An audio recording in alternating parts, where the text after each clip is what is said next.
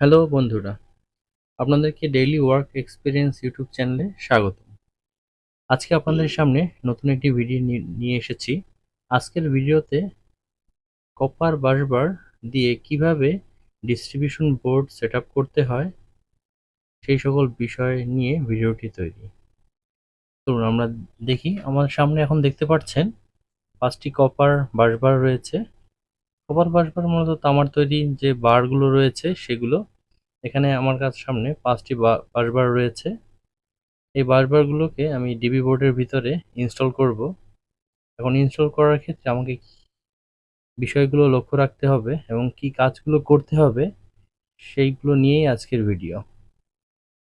এই বারবারগুলোকে ইনসুলেটরের উপরে বসাতে হবে এবং এগুলোর মাঝখানে ড্রিল করতে হবে নির্দিষ্ট মাপ অনুযায়ী।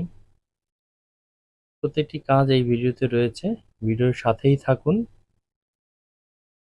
যদি ভিডিওটি ভালো লেগে থাকে অবশ্যই লাইক, শেয়ার এবং সাবস্ক্রাইব করুন। এখানে বাসবারের মাঝখানে আমি মার্কিং করে নিয়েছি যে কতটুকু দূরত্বে এক একটি ছিদ্র হবে। এখন এগুলোকে ড্রিল করতে হবে। এখন আমি ড্রিল মেশিনের সাহায্যে প্রত্যেকটি বাসবারের মাঝখানে ছিদ্র করে নিয়েছি। আপনারা দেখতে পাচ্ছেন এখন ড্রিলের কাজ চলছে।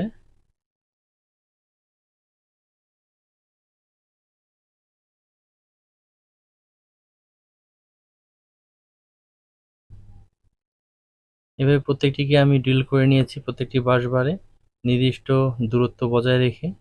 এখানে আমি 6 মিলি ছিদ্র করেছি প্রত্যেকটি বাসবারে। এখন এই বাসবারগুলোকে বাসবার ইনসুলেটরের সঙ্গে সেট আপ করতে হবে। আমার কাছে এখানে ইনসুলেটর রয়েছে বাসবারের জন্য। এটা 25 মিলি মাপের ইনসুলেটর। এখানে আমার কাছে 10টি ইনসুলেটর রয়েছে। এখানে 5টি বারকে লাগানোর জন্য এই 10টি লাগবে।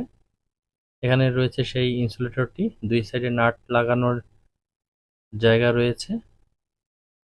প্রতিটি বাসবারকে এই হোলের মাপে ছিদ্র করে এই ইনসুলেটরগুলোর সাথে লাগাতে হবে।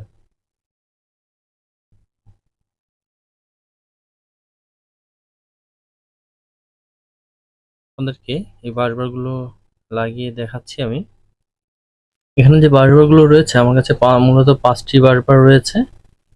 আমি 3টি ফেজের জন্য ব্যবহার করব এবং যে আর 2টি বাসবার একটি নিউট্রালের জন্য ব্যবহার করব এবং একটি আর্থিং এর জন্য ব্যবহার করব।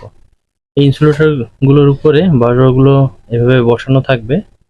এজন্য আমি দুই সাইডে মার্কিং করা রয়েছে, সেই মার্কিং এ আমার ড্রিল করে নিতে হবে। এখানে 8 মিলি ড্রিল করতে হবে। আমার যে নাটগুলো রয়েছে, নাট বোল্টগুলো, সেগুলো 8 মিলি মাপের। এখানে আমার কাছে মোট 10টি ইনসুলেটর রয়েছে, প্রত্যেকটির সঙ্গেই নাট বোল্ট রয়েছে। এগুলো দিয়েই আমি বাসবারগুলো সেটিং করব। এখন আমার ড্রিল করা হয়ে গেছে। আমার প্রত্যেকটি ইনসুলেটর আমার বাসবারের সাথে লাগানো হয়ে গেছে। এগুলোকে এরপরে ডিবি বোর্ডের উপরে পর্যায়ক্রমে বসিয়ে দিব। প্রত্যেকটি বাসবারই সুন্দর মতো সেট আপ করা হয়ে গেছে। আমার বাসবারগুলো এখন আমি ডিবি বোর্ডের ভিতরে একটি একটি করে বসিয়ে দিব। ডিবি বোর্ডের ভিতরে বসানোর জন্য এর আগেই আমি ছিদ্র করে নিয়েছি। এখানে আমার একটা বসানো হয়ে গেছে এবং পর্যায়ক্রমে এখানে 3টি বাসবার বসবে। 3টি ফেজের জন্য 3টি বাসবার থাকবে এবং সাইডে আমার যে এমসিসিবি রয়েছে তার সাইডে আরও 2টি বাসবার বসাবো, আপনাদেরকে দেখাচ্ছি। এখন আমি আগে এগুলো সেটিং করে নেই, তারপরে বাকিগুলো করব। একটি একটি করে এখন করছি।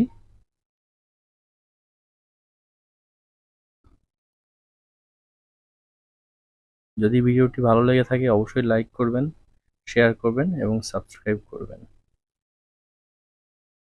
যেন আপনার বন্ধুরা ভিডিওটি দেখে তাদের কাজে ব্যবহার করতে পারে।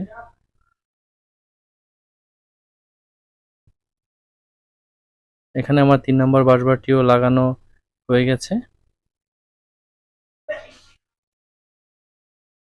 এখানে যে বাসবারগুলো আমি ব্যবহার করেছি এটা চওড়া রয়েছে 25 মিলিমিটার এবং থিকনেস রয়েছে 4 মিলিমিটার। আমার উপর 3টি বাসবার লাগানো হয়ে গেছে এবং এখন আমি পাশের যে নিউট্রালের জন্য সেই বাসবারটি সেটিং করছি।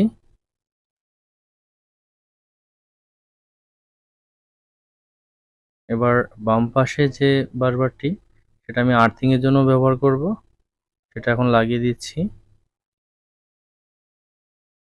বাসবারগুলো সেটিং হয়ে যাওয়ার পরে আমার এমসিসিবি থেকে বাসবারে কানেকশন করতে হবে। পরে বাসবার থেকে যে আমার এমসিবি রয়েছে সেগুলোতে কানেকশন করতে হবে।